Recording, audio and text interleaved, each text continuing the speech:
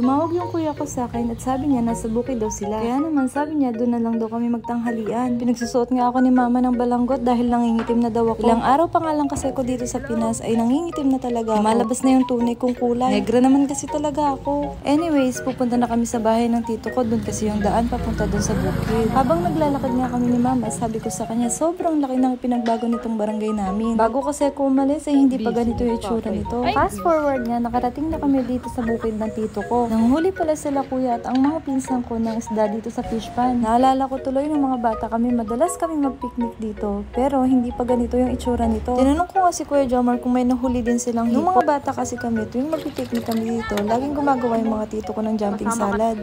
Ang kuya kong pinaka-pogi. Ang tita kong pinaka-healthy. Si mama naman, panay ang kaway, kala mong artista. Nagluto rin pala sila ng sinabawang tilapia. Mukhang masarap. Kanino yan? Yan? Kadami pa pala eh. Magdadagdag daw sa akin ng konti. Aba, at may pa-take out pa sa amin ni mama si kuya na isda. Para daw may hapunan kami. Yung mga gantong bagay talaga yung namimiss ko dito sa Pilipinas. Nakikain ka na nga, may pang-uwi pa. Nag-ihaw din pala sila ng tilapia. Medyo naiinip na nga ako dyan dahil nagugutom na rin ako. Maya-maya nga itinawag na rin ako dahil kakain na daw. Sarap. Nakanan, ito ang malamig. Kanya-kanya na nga kaming kuha ng kanin at ulam. Pagkakuha ko nga ng pagkain ko ay pumwesto na ako dito sa gilid.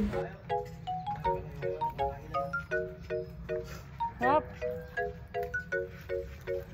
Yung kasanong yun doon sa sawan. Meron akong naglag. Mama, may makeup.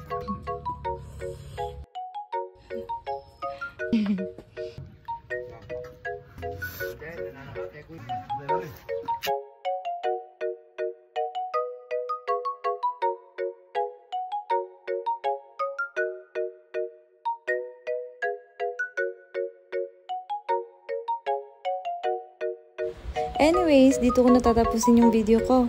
Thank you for watching. Follow for more.